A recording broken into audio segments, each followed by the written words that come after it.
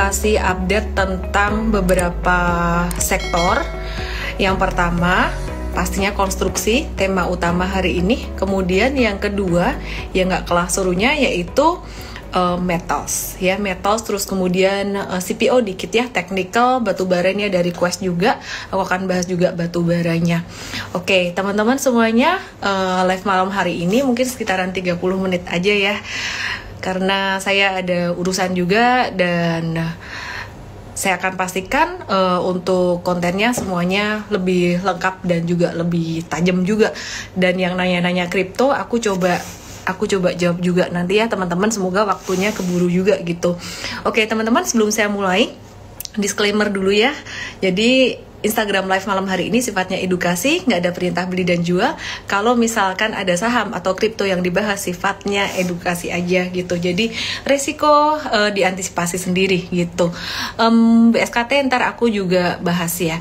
Terus kemudian ada titipan juga info pesan dari IDX nih ya. Teman-teman cobain dong fitur virtual investingnya IDX di virtualtrading.idx.co.id buat teman-teman yang mau masuk ke saham tapi belum berani pakai duit beneran gitu. Ada yang nanya juga, Unilever kok turun terus gitu. Oke, aku akan bahas satu persatu ya. Saya akan bahas dari sentimen global dulu, terus kemudian nanti aku akan bahas sentimen nasional dan juga IHSG, baru kemudian sektoral, yaitu sektor metals dan juga konstruksi dan metals. Oke. Nah, yang pertama ini ada sentimen positif dari Amerika. IHS Markit merilis data PMI manufaktur Amerika Serikat naik jadi 60,5, sebelumnya 59,1. Ini sangat ekspansif sekali ya. Jadi ekspansif banget. Artinya apa sih kalau di atas angka 50 tuh sebenarnya udah ekspansif, perekonomiannya udah maju, tapi ini kencang banget sampai angka 60. Dan bahkan kalau diperhatikan ini tertinggi sejak 2014. Nah, ini data yang chart yang saya dapetin dari Trading Economics. Saya akan coba untuk kasih lihat ke teman-teman ya. Nah, ini lihat nih teman-teman. Jadi ini PMI-nya Amerika, ini naiknya kencang banget nih sampai segini. Oke. Nah, ini di 2014 gitu.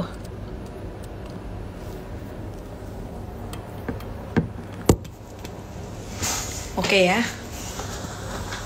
Gak usah bahas rambut. jadi salah tingkah saya. Aduh, berantakan. Oke. Kita kembali lagi teman-teman. Kalau tadi ada sentimen positif dari global, nah ini ada sentimen dari dalam negeri sedikit agak slowing down dikit ya. Sentimennya agak-agak negatif dikit, tapi nggak gitu ngaruh gimana. Jadi proyeksi pertumbuhan ekonomi Republik Indonesia tahun 2021 itu sebelumnya diprediksi di angka 4,5 sampai 5,3%. Nah, saat ini pertumbuhan perekonomian Indonesia ini direvisi jadi 4 sampai 5% aja ya. Jadi 4 sampai 5% aja gitu. Kenapa sih kok direvisi lebih rendah? Karena kondisi pandemi COVID-19 di Indonesia ini masih berlangsung dan juga vaksinasinya belum bisa cepat gitu. Jadi untuk stok vaksinnya sendiri kayaknya terbatas ya. Jadi ini agak-agak slowing down untuk vaksinnya. Jadi pembalikan ekonomi masih positif, trennya masih positif, masih berangsur-angsur naik, tapi memang growth-nya yang diprediksi 4,5 sampai 5,3 ini agak-agak diturunin jadi 4 sampai 5%. Nah, kemudian ada satu sentimen positif untuk dalam negeri. Mandiri Institute ini ada live monitoring aktivitas sektor retail di restoran pada kuartal 2 2021. Ini angka kunjungan masyarakat ke pusat perbelanjaan dan restoran itu sudah mencapai angka 100% pada jam-jam sibuk seperti sebelum COVID-19 gitu.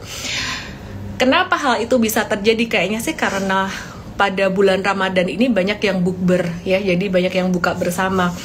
Hopefully tetap menjaga prokes ya, dan semoga bisa mendorong perekonomian dan COVID-19 juga bisa tetap terkendali gitu. Nah, tapi teman-teman, kalau kita perhatikan aktivitas ini mungkin nanti setelah Lebaran bisa agak-agak menurun gitu. Jadi ya ini mungkin seasonal aja gitu. Oke, terus saya akan mulai untuk bahas sektor konstruksinya. Sebelum saya bahas sektor konstruksi, saya mau bahas IHSG dulu. IHSG saat ini masih sideways-nya range-nya sempit banget. Cuman kabar baiknya adalah saya mulai melihat beberapa saham itu udah mulai ada tanda-tanda bullish reversal ya, udah mulai membaik, ada tanda-tanda membaik. Nah, beberapa di antaranya adalah satu sektor konstruksi yang kita akan bahas malam hari ini. Kemudian yang kedua, kita juga akan lihat sektor metals ini sudah mulai membaik. Dan setelah itu perkiraan saya akan disusul oleh CPO, coal dan juga pulp and paper. Jadi komoditas udah mulai membaik gitu.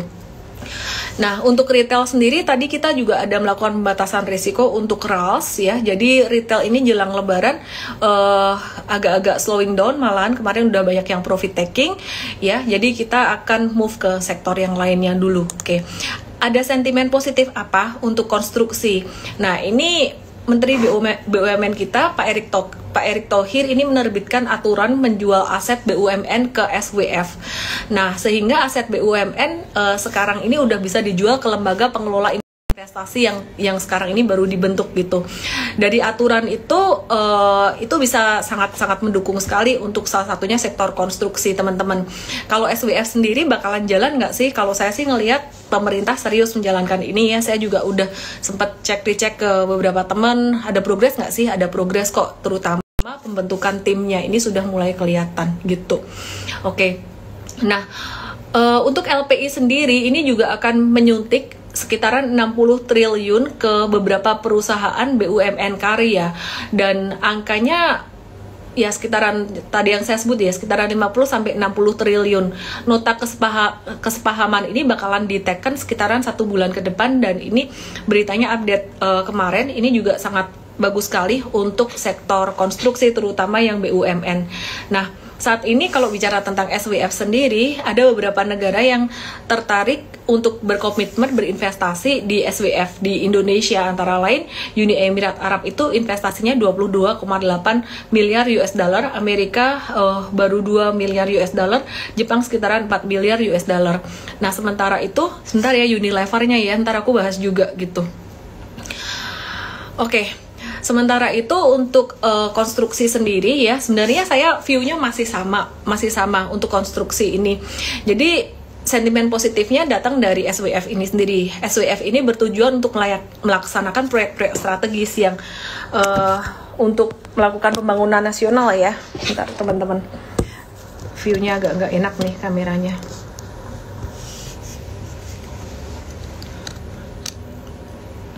Oke, jadi pada bulan Maret tahun 2021 ini udah ada investasi, bukan udah ada investasi. Uni Emirat Arab itu udah memastikan akan berinvestasi, akan masukin duit melalui SWF sebesar 144 triliun rupiah atau 10 miliar US dollar, dan ya itu rencananya ya. Jadi itu akan sangat bagus sekali. Selain itu ada sentimen positif juga untuk konstruksi, di mana APBN infrastruktur 2021 ini dianggarkan di angka 417,8 triliun untuk pembangunan infrastruktur, atau naik 48,2% dari anggaran tahun 2020. Dan dari anggaran tersebut aku coba bacain data ya. Pemerintah akan menargetkan pembangunan jalan sepanjang 965,4 km, termasuk pembangunan jalan tol, jembatan, jalur kereta api, dan sebagainya gitu. Oke, ada satu sentimen positif lagi untuk sektor konstruksi. Sebenarnya yang ini bukan sentimen baru untuk sektor konstruksi, di mana pemerintah akan melakukan pemotongan 3 dari 5 jenis PPh final jasa konstruksi ya. Jadi angkanya ada yang dari 2% jadi 1,75, ada yang 3 jadi 2,65, dan itu lumayan ngefek banget gitu. Yang akan diuntungkan dari relaksasi ini adalah PT PP, Wika, WSKT, dan juga Adikarya. Nah, tapi perlu diperhatikan juga teman-teman, untuk sektor konstruksi ini ada resikonya. Salah satunya adalah resiko dari tingkat utangnya yang cukup tinggi untuk sektor konstruksi ini ya. Jadi agak-agak hati-hati di situ aja. Kalau untuk konstruksi saya akan coba bahas untuk teknikalnya ya. Untuk teknikalnya, iya, jadi WSKT sendiri kemarin udah naik sekitaran 17% dari bottomnya pada tanggal 13 April di angka 935 sampai puncaknya 935 ini sampai puncaknya pada 1150 pada 29 April ya, 22% malah gitu. Dan sekarang ini lagi koreksi normal. Beberapa hari ini sempat koreksi normal. Hari ini tadi kena support di 1045, 1045 untuk WSKT, dan ini sebuah support yang sangat bagus sekali. Ada MA 200 di sini. Next resistance buat WSKT ada di angka 1165, mungkin tercapai dalam beberapa hari, disclaimer juga teman-teman. Kemudian next support dalam jangka pendek berpotensi untuk tercapai dalam waktu kurang dari 1 bulan, itu di angka 1250. Jadi WSKT kalau rekomendasi dari kami hold dulu aja. Bisa juga buy ya, bisa juga buy. Nah tadi M-Trade udah masuk juga untuk WSKT buat swing tradingnya. Oke, teman-teman yang punya WSKT kelebihan barang, misalkan belinya terlalu banyak, nanti kalau misalkan naik sekitaran 1245 bisa kurangin muatan dikit atau merealisasikan keuntungan. Kalau masih rugi yang hold dulu aja, nggak apa-apa. Nah kemudian untuk PTPP sendiri ini juga sama seperti WSKT, tapi kalau aku lihat patternnya WSKT lebih bagus gitu. PTPP hari ini ada tanda reversal, cuman yang beda kalau WSKT dia justru supportnya alasnya tuh MA 200, tapi kalau PTPP itu MA 200 tuh jadi atap atau jadi resistennya gitu ya. Jadi kalau PTPP ini memang ada tanda reversal, cuman kalau ditanya aku lebih suka yang mana secara teknikal patternnya, aku lebih suka WSKT. Terus fundamentalnya gimana? Fundamental sih, bicara fundamental dua-dua sama-sama struggling gitu, tapi kalau kita bicara sentimen, aku lebih suka WSKT juga. Untuk SWF, WSKT lebih ke dampak positif gitu. Terus kalau untuk valuasi sebenarnya Adikarya yang paling murah, cuman ya di antara 3 WSKT yang paling menarik gitu. Anyway teman-teman, ini juga menjawab pertanyaan dari banyak teman-teman yang banyak nanyain tentang sektor konstruksi. Saya coba akan move ke sektor yang lainnya, yaitu sektor metals. Ada sentimen positif untuk metals, di mana harga nikel dan logam lainnya mengalami kenaikan signifikan karena prospek pertumbuhan dari harga nikel itu sendiri. Karena ini vaksinasi, kecepatan peluncuran vaksin global ini yang mendorong rally di pasar logam di London Metal Exchange ya. Jadi sementara itu untuk peningkatan penggunaan komoditas pada baterai lithium ion dan percepatan peluncuran kendaraan listrik, jadi green energy tetap menjadi latar belakang positif. Itu menjadi sentimen positif buat sektor metals, terutama nikel. Jadi harga nikel kalau kita perhatikan udah naik sekitar hampir 2 minggu berturut-turut, Sementara itu untuk saham-saham nikel sendiri seperti Inco dan juga Antam, Inco itu sebenarnya lebih nikel daripada Antam. Nah itu kenaikannya belum terlalu signifikan. Nah gimana dengan teknikal dan fundamentalnya dari Inco ini dan juga Antam? Saya mungkin akan bahas dulu untuk Antam. Kalau beberapa waktu yang lalu kita bilang Antam agak-agak kemahalan, sekarang kita udah mulai mau masuk lagi untuk Antam dengan pertimbangan teknikal dan juga pertimbangan fundamental. Tapi fundamentalnya kita bukan mempertimbangkan secara valuasi. However, valuasinya Antam tuh masih kemahalan. Tapi kita kalau secara timing kita ngelihatnya secara teknikal. Nah, fundamentalnya dari Antam nih apa sih yang menarik? Antam dari data yang saya dapatkan pada kuartal 1 tahun 2021 kemarin itu net profitnya naik 101% kuartalan QOQ. Jadi dibandingkan dengan Desember tahun 2020 itu net profit dia naik 100% ya. Jadi dibandingkan dengan tahun 2020 kemarin sempat dia loss di kuartal 1 2020 itu 282 billion rupiah gitu. Nah, kenaikan kenaikan profit ini didorong dari apa? Dari penjualan gold dan juga nickel ore. Untuk volume penjualan dari nickel ore ini cukup bagus dan juga harga nikel sendiri naik terus gitu. Nah, jadi untuk Antam sendiri ini masih sangat menarik ya, masih sangat menarik dari segi fundamentalnya dan juga secara teknikal. Kalau secara teknikal saya akan coba untuk review. Bentar ya.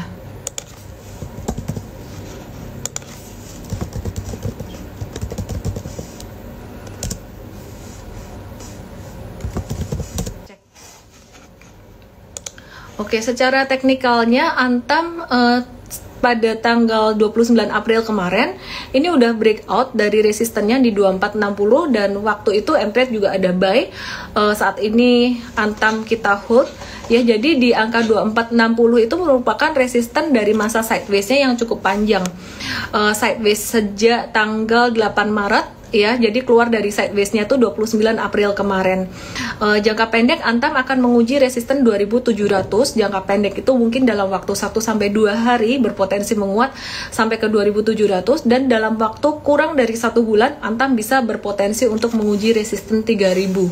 Sementara ini kita masih trading jangka pendek dulu, mengingat IHSG juga masih sideways banget dan resiko dari fluktuasi 10 years US Treasury bond yield itu masih lumayan tinggi gitu.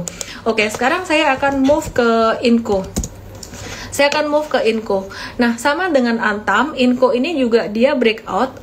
Dia ada breakout beberapa kali. Hari ini Inco breakout dari resisten 4650 sekaligus dia breakout juga dari resisten 4820. Nah, Inco ini gimana secara fundamental? Ternyata dia secara fundamental nggak kalah menarik dari Antam. Selain karena terdorong kenaikan harga nikel juga ya, secara fundamental. Kalau kita perhatikan Inco ini dia resultnya lebih bagus, net profitnya lebih bagus, dan secara kuartalan naik 445% ya.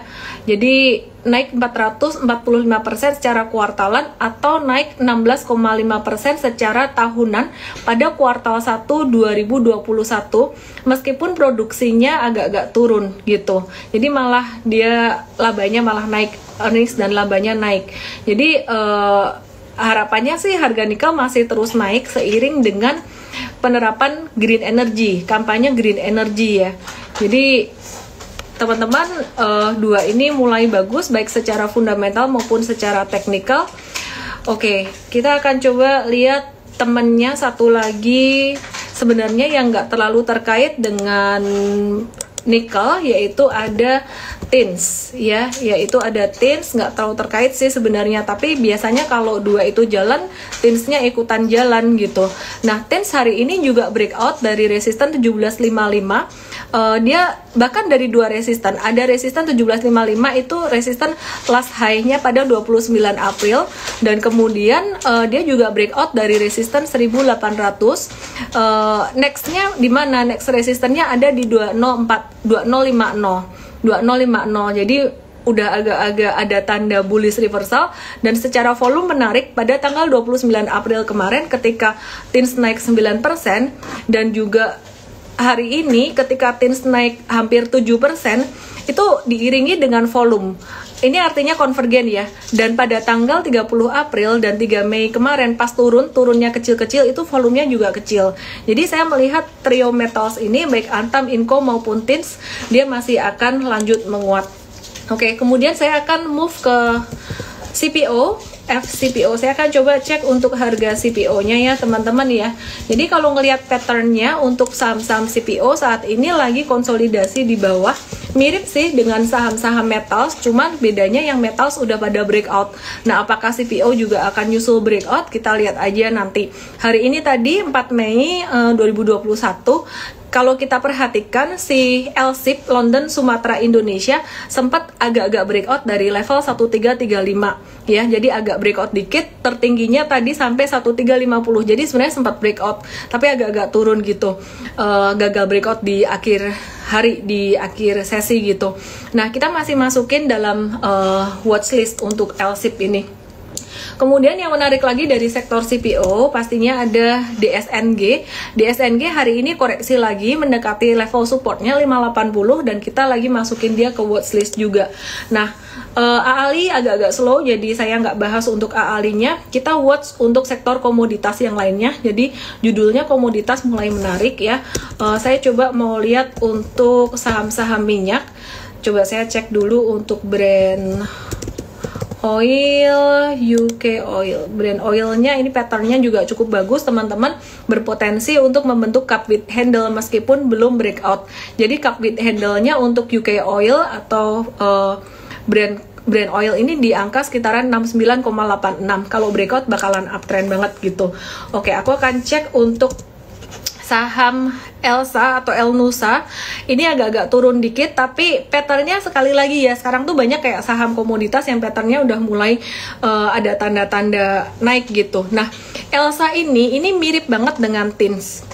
30 April, Elsa kemarin naik 3,49% dengan volume transaksi yang tinggi. Kemudian 3 Mei dan juga 4 Mei, which is hari ini, itu turun tapi volume transaksinya kecil.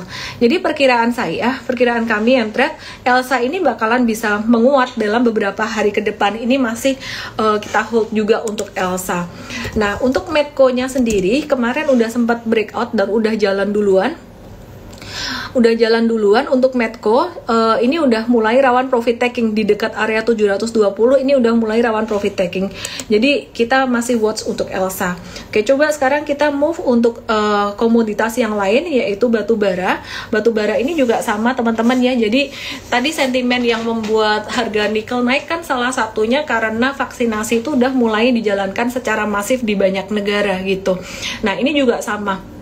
Teman-teman, kalau kita perhatikan permintaan minyak untuk bahan bakar kendaraan di Amerika itu udah recover sampai 100% seperti pada masa sebelum pandemi. Ya, jadi kita mesti aware dengan saham-saham komoditas. Oke, saya akan coba cek untuk komoditas yang lain yaitu coal. Meskipun coal ini agak-agak kurang menarik secara jangka panjang karena karena dia menimbulkan polusi ya, nggak seperti nikel yang justru bagus karena didukung oleh kampanye green energy. Nah, untuk Adaro sendiri sekarang udah naik dari supportnya di 1160. Ini udah naik sekitaran 7%, masih agak-agak slow. Buat teman-teman yang nggak suka saham-saham yang slow, ini Adaro mungkin bisa kabur dulu aja kalau nggak suka saham yang slow. Tapi Adaro ini sebenarnya kalau teman-teman suka yang mau buy and hold gitu buat beberapa bulan ke depan, Adaro ini cukup bagus gitu. Coba be very careful juga dengan tren dia yang agak-agak sideways. Intinya jangka pendek agak careful gitulah, tapi jangka menengahnya dia cukup bagus secara fundamental. Oke, kemudian untuk coal, aku ada watch lagi untuk Indi ya, Indika Energy. Ini biasanya geraknya dia lebih cepat, dan sekarang Indi ini lagi masih di dekat-dekat supportnya di angka 1390 atau 1400-an sampai 1430-an. Nah, ini masih di support dan kita masih masukin dalam watchlist gitu. Terus kemudian untuk konstruksi dari batu bara, hari ini tadi Doit lumayan aktif ya. Doit lumayan aktif, berpotensi untuk naik sampai ke 404 juga. Oke, kemudian saya juga akan bahas untuk saham small cap yang lainnya. Ada Integra Indo Cabinet. Integra Indo Cabinet ini udah trennya sangat menarik sekali sejak September kemarin. Jadi uptrendnya dia itu kayak bentuk anak tangga gitu. Dan saat ini Integra itu dia lagi sideways antara range 755 sampai 855. Dan ini lagi dekat di area support 755. Jadi teman-teman kalau mau buy on weakness di area 755 itu oke. Resisten di yang pertama di 810, kemudian yang kedua 855.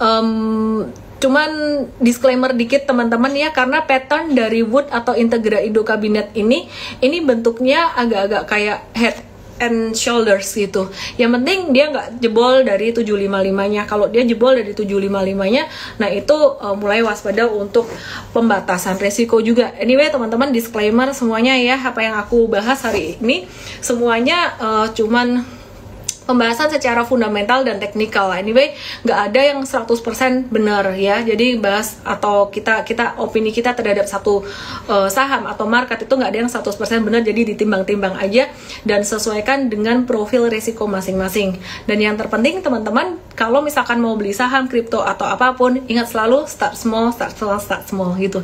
Jadi jangan hanya lihat pada potensi keuntungannya, tapi juga lihat secara risikonya. Oke, aku akan mulai bahas untuk kripto. Teman-teman. Banyak banget yang hari ini nanyain tentang apa, coba kripto mau bahas apa dulu? Oke, banyak yang nanyain tentang Doge to the moon. Ya, Doge ini dia breakout lagi. Dia breakout lagi dari level 0,41025-nya, breakoutnya kemarin. Dan ini udah naik kenceng banget, teman-teman. Kalau menurut saya sih, saya pribadi ini jangan dikejar. Jadi saya masih pakai chart daily. Jadi ketika trading di kripto, saya juga bukan yang tradingnya cepet-cepetan ya, karena sibuk juga ya, banyak aktivitas gitu. Komennya loh, Miss Cabi bikin aku salah fokus. Langsung nggak pede. Oke. Ya, baiklah. Jadi Doge intinya jangan dikejar dulu, koreksinya bisa sampai ke angka berapa, supportnya masih sama, belum ganti support di angka sekitaran 0,41 sekitaran area tersebut. Bisa turun nggak sampai ke situ? We never know. Yang jelas kalau saat ini lagi naik, teman-teman jangan kejar. Terus ada lagi yang nanya,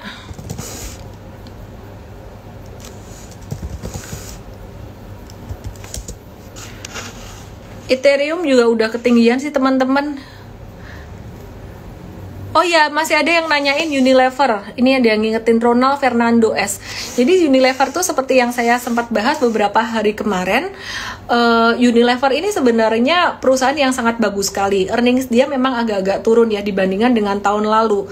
Tapi kembali lagi appetite dari big investor saat ini masih ke perusahaan cyclical, bukan ke perusahaan defensif. Kenapa? Karena big investor masih berharap pada recovery perekonomian ya.